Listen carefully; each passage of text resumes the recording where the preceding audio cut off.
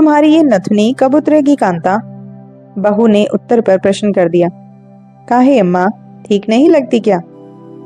ये कौन सी भाषा है कांता? और मैं तुम्हारी अम्मा नहीं, सास हूं। या तो मम्मी या सासू जी कहो। तुम एक डॉक्टरेट की हुई लड़की उच्च पद पर काम करती हुई आई हो। कांता कुछ देर शांत रही, फिर उसने कहा, घर परिवार की भाषा बोलने में प्यार बना रहता है। रह गया सासू जी या मम्मी बोलने का, तो वह नहीं बोल सकती। हाँ, आपको अम्मा यदि गंवार लगता है तो माँ कहकर बुलाऊंगी। वैसे आपके सुपुत्र जी तो अम्मा ही बुलाते हैं। नथुनी भी 7 दिनों बाद उतारूंगी, जब ऑफिस जाने लगूंगी। अभी तो 3 दिन ही हुए हैं शादी को। उसके 2 टूक जवाब पर वह कुछ नहीं कह पाई और धीरे से चाय का प्याला ले लिया। समझ गई कि वह अपनी सास के जैसा नहीं बन सकती। कांता की सास तो कांता समर्थ और शक्तिमान लग रही थी। बेहतर होगा कि धीरे से इसको परखना प्रारंभ करें। कम से कम एक बात तो मान ली कि वह अम्मा नहीं कहेगी। सोचने लगी कि अम्मा कितना प्यारा शब्द है, जिसे उसकी सास ने कभी बोलने नहीं दिया। अ से अहंकार खोकर माँ से मिलने का प्रसाद प्रेम ही तो अम्मा है, जिसकी छाया तले दुख भी सुख में बदल जाता है। तो फिर मैंने क्यों किया मना? क्या ये बदले की भावना पर किससे? उस मरी हुई आत्मा से? श्रीकांत जी घूमकर लौट आए थे और बड़े ध्यान से अपनी पत्नी को सोच की मुद्रा में देख रहे थे। खाली प्याला हाथ में लिए बैठी थी। क्या हुआ, इतना गुमसुम बैठी हो? वह चौंक गई पर कुछ नहीं बोली। कांता आ गई और प्रणाम बाबूजी कहकर जूस का गिलास पकड़ा दिया। वो बहू को देखते रहे, फिर आशीर्वाद दिया, लेकिन मैं तो चाय पीता हूँ। बाबूजी, शक्ति को खोना और पाना दोनों साथ होना चाहिए। अंग्रेजी में भी यही कहावत है। जब आप फ्रेश हो लेंगे तो चाय मिलेगी। वाह, और ये बताओ कि तुमने डैड या पापा क्यों नहीं कहा? हमारे घर अम्मा बाबूजी ही कहते हैं और आपके आशीर्वाद से अब ये घर भी हमारा ही है। तुम बिल्कुल अपने पिता रमाशंकर जैसी हो। सदैव ऐसी ही रहो, सौभाग्यवती रहो। कांता वापस चली गई। रमाशंकर और श्रीकांत जी दोनों ही पार्क में मिलते थे सालों से। श्रीकांत का एक लड़का था, विनोद स्वरूप, और वह वहीं डिग्री कॉलेज में प्रोफेसर था। जिस किसी लड़की से शादी की बात होती तो पहले दोनों मिलते, फिर विनोद मना कर देता। श्रीकांत जी के समझ में नहीं आता कि कारण क्या रहता। श्रीकांत जी की पत्नी थी तो पढ़ी लिखी और गांव में से थी, पर शहरी मुलम्मा चढ़ा रखा था, क्योंकि श्रीकांत जी सरकारी अफसर रहे। रमाशंकर और श्रीकांत एक ही साथ रिटायर हुए थे और दोनों के मकान कुछ दूरी पर एक ही कॉलोनी में थे। पार्क एक ही था तो वहीं मिलना होता रहता। रमाशंकर के भी एक लड़की थी, कांता, जो हाईटेक सिटी में MNC में काम करती थी। वह भी हर लड़के को बात करने की बात ना कर देती। एक दिन दोनों ही अपनी अपनी कह बैठे। रमाशंकर ने कहा कि यदि तुम बिना भेदभाव के मुझे कबूल करो तो मैं अपनी लड़की से बात करूं। यह भेदभाव की बात कहां से आ गई? भाई, तुम उच्च कोटि के ब्राह्मण हो और मैं एक नीचे की श्रेणी का। तुम उच्च पद से रिटायर हुए हो और मैं नीचे के पद से। तुम्हारी महत्वाकांक्षा होगी जो मैं पूर्ण नहीं कर सकता, पर प्रयास कर सकता हूँ। मेरी पुत्री अपने बलबूते पर विदेश से डिग्री प्राप्त कर चुकी है और पिछले वर्षों से उसके पास धन है, पर वह उसका है। मैं केवल वही दे सकता हूँ जो मेरा है। मैं यह भी बहुत अच्छे से जानता हूँ कि तुम्हारा विनोद मेरी कांता को ना नहीं कर सकता, और कांता भी। रमाशंकर शांत हो गए। श्रीकांत बहुत गंभीर हो गए। कई दिनों तक वह पार्क नहीं गए। पत्नी के बड़े बड़े ख्वाब थे दहेज के बारे में, और हमेशा से सुनते आ रहे थे कि बेटे की शादी में ये करूंगी, वह लूंगी, आदि आदि।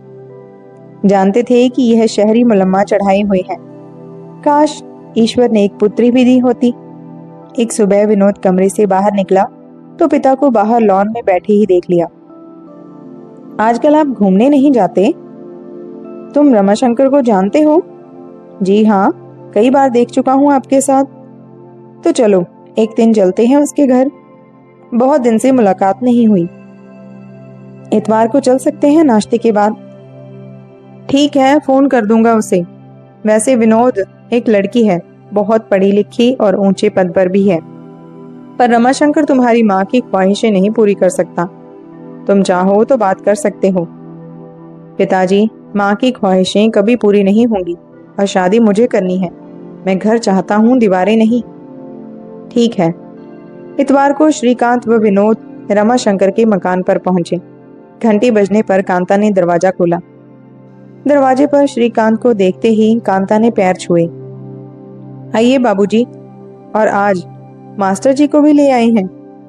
अरे ये मास्टर नहीं, प्रोफेसर हैं। Welcome sir. विनोद मुस्कुराता अंदर आ गया। रमाशंकर और उसकी पत्नी सत्या पूजा घर से आ गई। बहुत दिन से घूमने नहीं आए, क्या नाराज हो गए थे या तबीयत नहीं ठीक थी? तुम भी तो पूछने नहीं आए। तब तक कांता कटे हुए फल ले आई। आप लोग नाश्ता करिए। आइए प्रोफेसर साहब, हम लोग अलग बैठते हैं। इनमें हमारा क्या काम? वे विनोद को अपने स्टडी रूम में ले गई। एक प्लेट फल की वहां रखी हुई थी। विनोद कमरे में देखता रहा।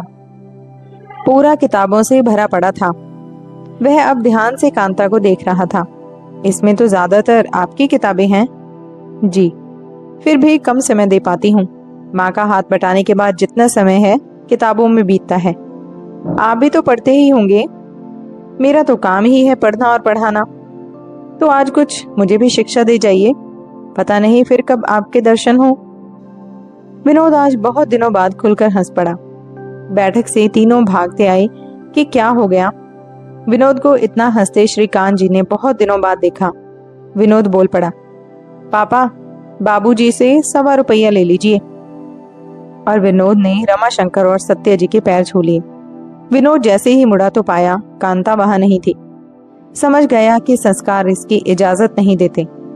उसने सही जीवन साथी चुना। यदि आप लोग आज्ञा दें तो मैं कांता से बात करना चाहता हूँ। तीनों ही एक साथ बोल पड़े, हाँ हाँ जाओ, बात कर लो।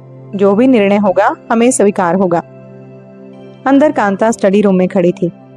इतना बड़ा निर्णय, आपको मुझसे सहमति की आवश्यकता नहीं महसूस हुई? शिक्षित व्यक्तित्व वाले लोग एक पंक्ति में ही सहमति व असहमति को पहचान लेते हैं। क्यों, आप पढ़ना नहीं चाहेंगी मास्टर से? और तब तो आपको रोज ही मिलना पड़ेगा। कुछ शब्द मन की गहराइयों से निकल आते हैं जिसमें आत्मीयता रहती है।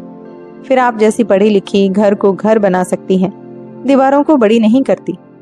मैं एक संतुष्ट व्यक्ति हूँ और जैसा भी जहां भी हूँ खुश हूँ। हमारे पिता लोग वर्षों से अच्छे मित्र रहे और आज भी हैं। यदि आपको स्वीकार नहीं तो आप कह सकती हैं। मैं अभी 4 वर्ष नौकरी नहीं छोड़ सकती। आपसे किसने कहा कि नौकरी छोड़कर पढ़ने की तैयारी करें? विवाह एक प्यार है, संबंध है, और मैं सोचता हूँ कि हम दोनों अच्छे साथी रहेंगे। तो चलिए सबसे कह दें कि किसी पोथी वाले को बुलाकर गुरुकुल जाने की तिथि निर्णय कर दें। दोनों ने बाहर आकर सबके पैर छुए और निर्णय सुना दी। तो दोस्तों, ये थी आज की एक छोटी सी प्यारी सी कहानी। लाइक शेयर जरूर कीजिएगा और चैनल पे नए हो तो चैनल को भी जरूर सब्सक्राइब करें। धन्यवाद।